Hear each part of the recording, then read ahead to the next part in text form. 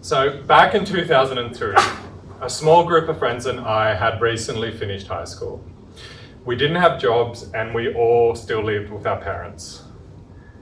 This was also the time when Warcraft 3 was released, a highly competitive 1v1 strategy game.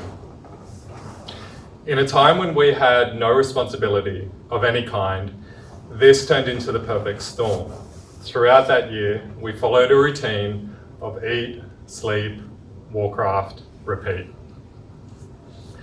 At the very beginning of those days, out of our group, I was the worst player. I couldn't win a single game. And I wouldn't just lose, I would get dominated. And I would get so angry, I would bash the keyboard, throw the mouse, and just yell at the monitor. I began to hate the game, and just merely bringing it up in conversation would trigger me. My friends, on the other hand, loved it. Other than eating and occasionally sleeping, playing Warcraft was all they did, which put me in a difficult situation. If I stopped playing, I risked becoming an outcast. If I kept playing, I risked having a stroke. I needed to get better, but it was obvious just playing wasn't going to be enough. I love how the answer is just get better.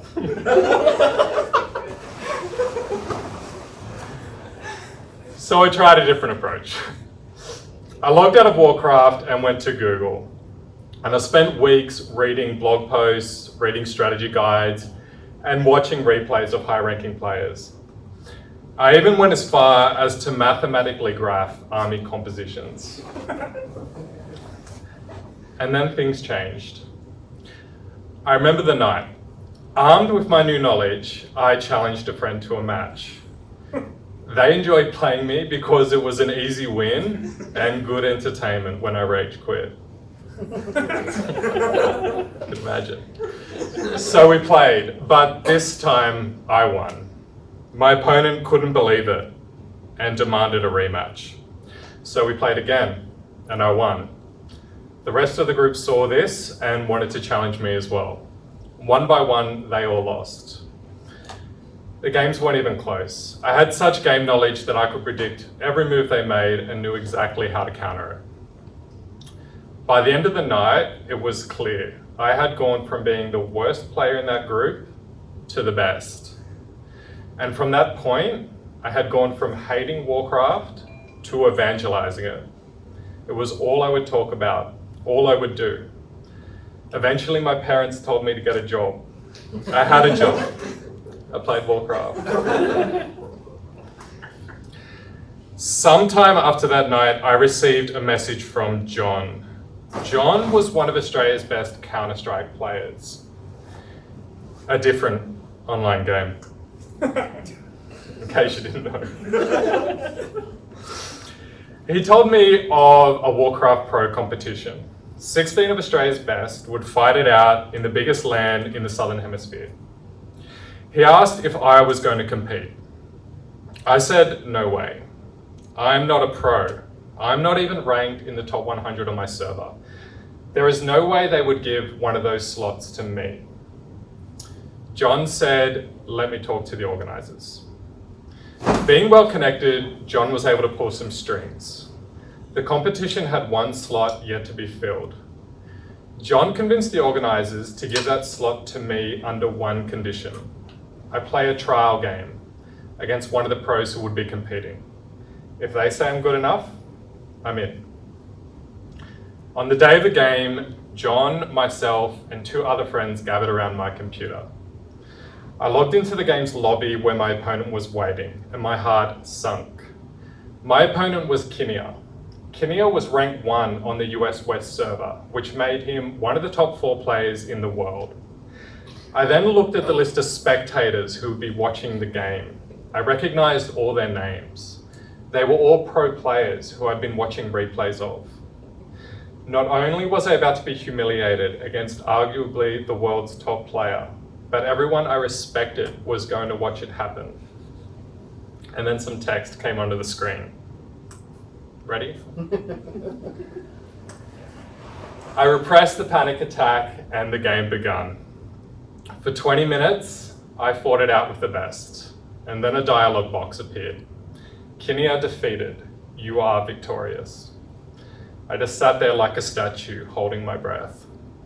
People behind me lost their shit. Kinia said one thing before he left the lobby. I think he's good enough.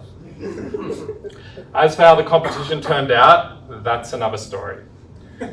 What I want to focus on is what happened throughout that year. So I went from having little understanding of how to play Warcraft to expert knowledge. I went from hating the game to evangelizing it.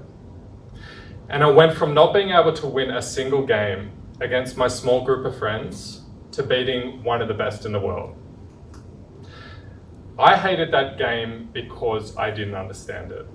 I then evangelized it because I understood it inside out and could achieve great things with it. I think a game like Warcraft is no different than any other piece of software. The level of understanding a user has will dictate whether they see it as a constant frustration and a hindrance, or be able to achieve far more than what they could without it. So how do we get a user to go from a beginner understanding to an expert level? We can use something called LX, or learning experiences. LX is a subset of UX, and it is any user experience that teaches. It can be as small as a tooltip or as big as an email that describes a new feature. The chances are you already have LX in the software you work on today. But from what I've seen, these LX, these experiences, are more nice to haves and afterthoughts rather than core to the software product. Why do we need LX? When a software product starts out, it has a small set of features. It's easy for the user to just figure out how to use it. Over time, you get feature requests. The software grows. It becomes more powerful and thus more complicated. At some point, we cross a threshold where it's no longer reasonable to believe that the user can just figure it out. We can make intuitive interfaces, but this will only take us so far. Take Jira, for example. That software has become so complicated and so little of the user experience is dedicated to teaching that people have careers as Jira admins, a profession dedicated to just understanding how to use Jira. People use software to reach a goal. If you're just going to rely on an intuitive interface and not teach your users anything, you're only helping them get halfway there. If you take the time to provide them with effective LX, you're helping them get all the way and maybe turn them into an evangelist.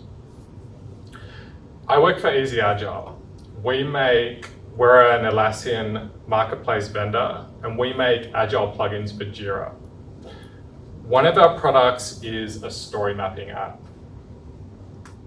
We wanted to run an experiment on this product with the goal of reducing customer churn.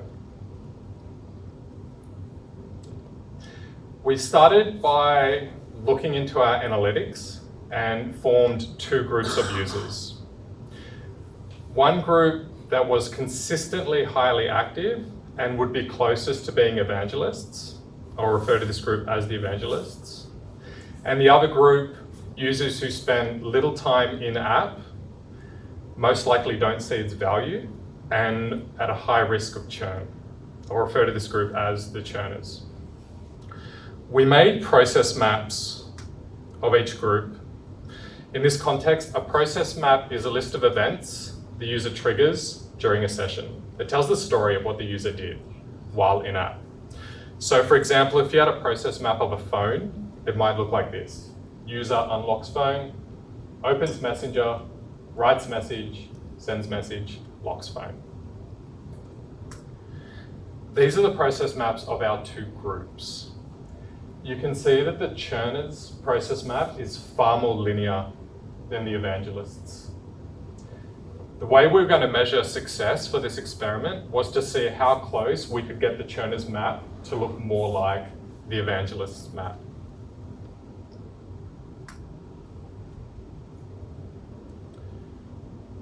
The way we're going to do that is target our churner users with LX based on the most popular events in the evangelist's map.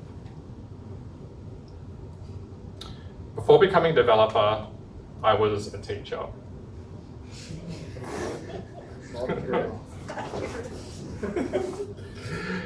Teachers use something called pedagogy to guide how they teach. Pedagogy is a set of teaching methods that best help students learn. We're going to use pedagogy in our LX to make it as effective as possible. One of these methods is teach what they need to know when they need to know it. This method brought our experiment to a standstill. We realized that when a user signs into our app, we have no idea who they are, what their position is, their roles and responsibilities, what they do day to day. Without that information, we have no idea what they need to know and when.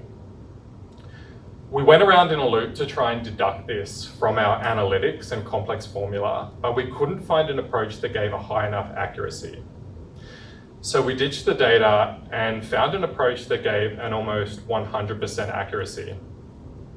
We asked them. So when a user signs into our app, they're met with this prompt: what is your role? This will start painting a picture of who our users are. And this is where our experiment ends for now. For until we know more information about our users, we can't teach them anything effectively. Thank you.